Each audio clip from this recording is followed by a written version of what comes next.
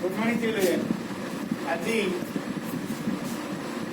शिक्षा समय कार्यक्रम को तुम स्वागत। आज आम सप्तम श्रेणी गणित बहिर व्यावहारिक गणित टपिक्र शतकड़ा ह्रास विषय जाना। तुमको गला सप्ताह गला क्लास शतकड़ा वृद्धि विषय आलोचना करी। तुमको से विषय किसी प्रश्न देती तुम्हें समाधान कर। आज शतकड़ा ह्रास विषय जाना। शतकड़ा वृद्धि विपरीत क्रिया हूँ ह्रास। वृद्धि विपरीत कौन? ह्रास। ताले ठीक से भाई आम केते प्रश्न नवा। ह्रास कहले कौन बुझा? केते ह्रास हुए ना जिते बड़े गोटे उदाहरण नवा। सपोज गोटे बस भुवन रु 20 जन यात्री नहीं बाहर कटक अभिमुखे बाहर मात्र सड़क पाखे 2 जन लोक ओल्लई पड़े। यात्री संख्या प्रथमे यात्री संख्या थे 20। सड़क पाखे ओह्लैले 2 जन। ताले यात्री केते रहिले बस रे रहिले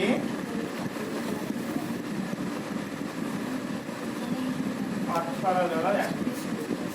ताले आमे एठी कहबा शतकड़ा केते ह्रास घटिला।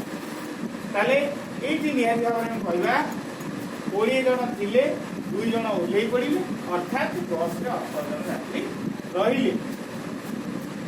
ताले एठी हमर कोनला ह्रास घटिला। केते ह्रास घटिला? ह्रासर परिमाण समान मूल परिमाण केते?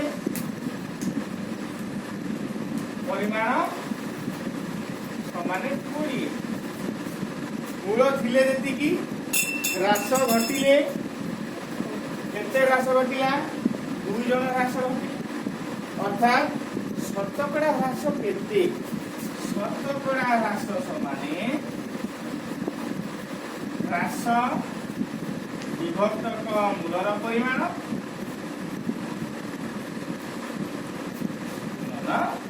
100।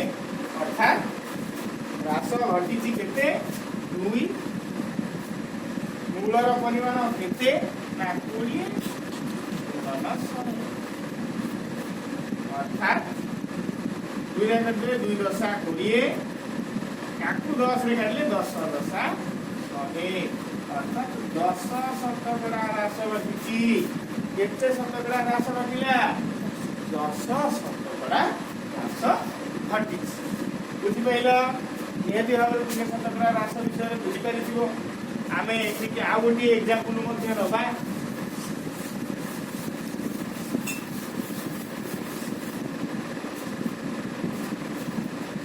देख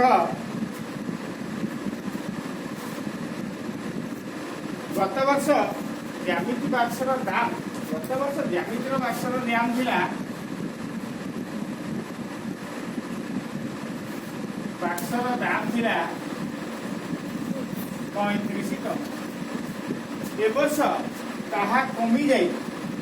ए वर्ष तार दाम 30 टका हेइछ। गला वर्ष थिला 35 टका। ए वर्ष कमी जाइए कौन कारण वर्ष तो 30 टका हो जाइए। अर्थात ज्यामिति बाक्स दाम परिमाण ह्रास घटला। ह्रास घटला 35 फेरान 30 समान 5 टका। ह्रासर परिमाण मूल दाम परिमाण मूल दाम थिला केते? 35 टका। ताले एठी शतकड़ा ह्रास केते? शतकड़ा ह्रास समान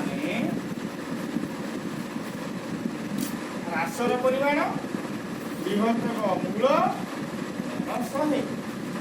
अर्थात 5 7 35 100 विभक्तक 7 शतकड़ा एति तार ह्रास। आपको आम टकर प्रकाश करवा केमती करवा?